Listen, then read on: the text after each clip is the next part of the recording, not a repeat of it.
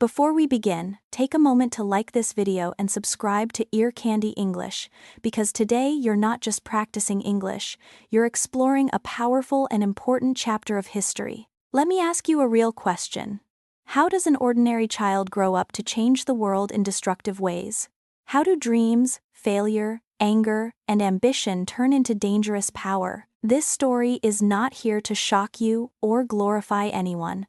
It's here to help you understand how history is shaped by human choices. Today, we begin the story of Adolf Hitler, not as a monster from the start, but as a human being whose life shows us how unhealed pain, extreme ideas, and unchecked power can lead to tragedy. This is a storytelling lesson designed to improve your English through clear, simple American speech while also teaching meaningful life lessons. As you listen, you'll practice vocabulary, listening skills, and critical thinking at the same time. History is not just about the past, it helps us make better choices today. And here's the mini hook to stay with you as we move forward. What if the most dangerous changes in the world don't begin with hate, but with small decisions made in silence? Let's begin this journey together, carefully, thoughtfully, and with open minds. Adolf Hitler's story begins in a very ordinary way, and that is what makes it important to understand. He was not born powerful, famous, or dangerous. He was once just a child with dreams, fears, and struggles, like many people. As a young boy growing up in Austria, Adolf loved to draw and imagine a future as an artist. He wasn't interested in becoming a government worker like his father wanted. His father was strict, controlling, and often angry, and Adolf learned early what it felt like to be afraid and unheard. His mother was kind and loving, but she couldn't protect him from everything. These early years shaped how Adolf saw the world. When his father died, instead of feeling free, Adolf felt lost. He stopped caring about school and slowly disconnected from structure and responsibility. Later, when he moved to Vienna to follow his dream of becoming an artist, he faced rejection that crushed him deeply. He applied to art school and was rejected, not once, but twice. This failure hurt his pride and his sense of identity. Instead of learning from it, Adolf became bitter. He felt humiliated, angry, and alone. He lived in poverty, struggled to survive, and slowly began blaming others for his pain. This part of the story teaches a powerful life lesson. Failure itself does not destroy people. How we respond to failure does. When dreams break, we have two choices: reflect and grow, or blame and harden. Adolf chose the second path. He did not ask, "How can I improve?" He asked, "Who is responsible for my pain?" That question slowly changed his thinking. Pain that is not healed can turn into anger, and anger can become dangerous when it looks for someone to blame. Many people experience rejection, loss, or disappointment in life, but most do not choose hatred. This reminds us that personal responsibility matters. The way we handle pain shapes who we become. Adolf's early life shows us the danger of letting bitterness grow unchecked. When someone stops taking responsibility and starts blaming the world, they begin to lose empathy. They stop seeing people as individuals and start seeing them as enemies. This is not just history. It's a warning. In our own lives, we may face rejection, unfair treatment, or broken dreams. The lesson here is not about talent or success, it's about mindset. You can fail and still become better, kinder, and stronger. Or you can fail and let anger take control. Adolf's early years show us how important it is to seek help, stay humble, and choose growth over resentment. And here's the mini hook to lead into the next part. When pain turns into anger, and anger finds a voice, how can one person's inner struggle begin to influence an entire nation? Adolf Hitler's life changed deeply during World War I, and this period shows how powerful events can shape a person's thinking for better or for worse. When the war began in 1914, Adolf felt lost and angry about his life, but the army gave him something he had been missing for a long time: purpose. As a soldier, he felt important. He felt proud to belong to something bigger than himself. He followed orders, wore a uniform, and believed he was serving his country. During the war, Adolf was brave and disciplined, and he received medals for his service.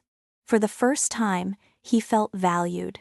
But when the war ended in 1918 and Germany lost, everything inside him collapsed. Adolf could not accept defeat. Instead of seeing the loss as the result of many complex reasons, he believed Germany had been betrayed.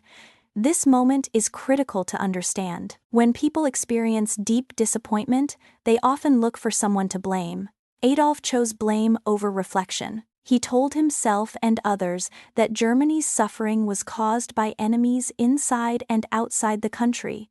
This way of thinking gave him a simple answer to a painful problem, but simple answers are often dangerous.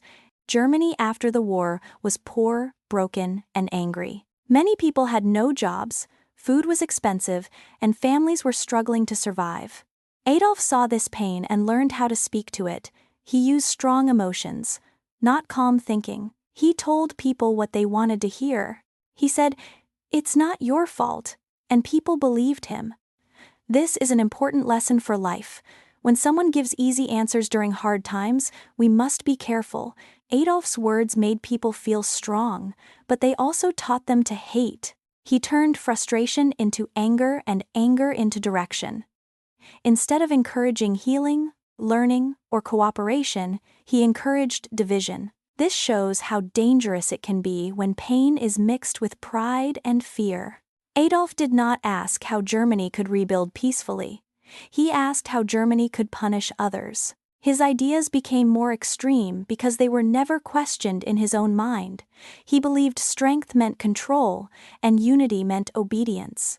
This way of thinking slowly removed empathy from his choices. Many people followed him because they were hurting, not because they were evil. This reminds us that leaders carry great responsibility.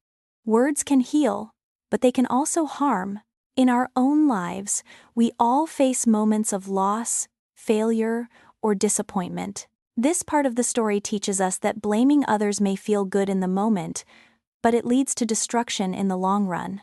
Growth comes from understanding, not from hatred. And here's the mini hook leading into the next part. When anger finds a powerful voice and a crowd ready to listen, how does one person turn emotion into mass influence and control? Adolf Hitler did not rise to power because he was the smartest or the strongest man in Germany. He rose because he learned how to speak to people's emotions.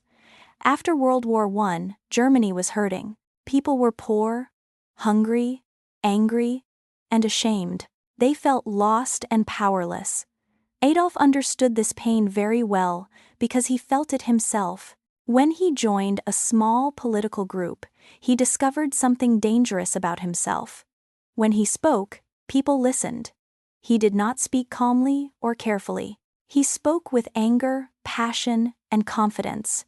His voice was loud. His words were simple. He repeated the same ideas again and again until people believed them. He told crowds what they wanted to hear. He said, "You are not weak. You are not the problem. Someone else is to blame."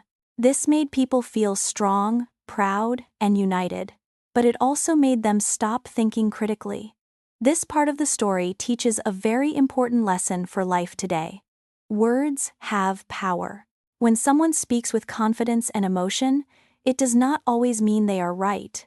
Adolf used fear and hope at the same time. He promised a better future, but only if people followed him without question. He blamed certain groups for Germany's problems and slowly taught people to see neighbors as enemies. Over time, his speeches became more extreme, and so did the crowd's reactions. People stopped asking questions. They stopped listening to different opinions. They only listened to one voice. Adolf also understood symbols and images. He used flags, uniforms, music, and large gatherings to create a feeling of strength and unity. When people stood together, shouted together, and believed together, they felt powerful. But that power was built on control, not truth. This shows us how easily people can be influenced when they are emotional and afraid. Adolf did not convince people through facts. He convinced them through feeling. This is why critical thinking is so important. In everyday life, we also hear strong voices. On social media, on TV, In politics, and even at work, people try to influence us with emotion. They may use fear, anger, or pride to control how we think. The lesson here is to slow down and ask questions. Who benefits from this message? Is this helping people come together or pushing them apart? Adolf's rise reminds us that charisma without compassion is dangerous. Confidence without empathy can destroy lives. Many people followed him because they wanted hope, not because they wanted harm. This is why leaders must be judged by their actions, not just their words. And it is why listeners carry responsibility too. We must learn to listen carefully, think independently, and never give our thinking power away to anyone. And here's the mini hook to lead into the next part. When one voice gains total control and no one is allowed to disagree, what happens when that power is finally used without limits? When Adolf Hitler finally gained full power, the damage did not happen all at once, but it grew step by step. And that is what makes this part of the story so important to understand. At first, many people believed he was saving Germany. Jobs returned, roads were built, and the country looked stronger on the surface. People felt proud again, but behind that progress, something dangerous was happening. Adolf began to control everything people saw, heard, and learned. Newspapers, radio, schools, and even art were used to spread only one message. There was no room for questions, no space for disagreement. When one voice controls all information, truth slowly disappears. Adolf punished anyone who spoke against him. Fear became a tool. People learned that staying silent was safer than speaking honestly. This is a powerful lesson for everyday life. When fear replaces open conversation, mistakes grow faster and become harder to stop. As Adolf's power increased, his ideas became more extreme. He believed that strength meant domination and that anyone different was an enemy. This thinking led to violence on a massive scale. Millions of innocent people were targeted, removed from their homes, and killed simply because they did not fit his vision of society. This was not strength, it was cruelty, and it shows us that power without compassion leads to destruction. Adolf also believed war would prove his greatness. He ordered the invasion of other countries, starting World War II.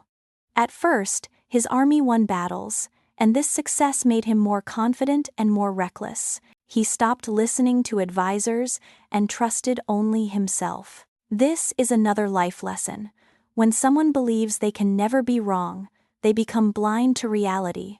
As the war continued, Germany faced stronger enemies.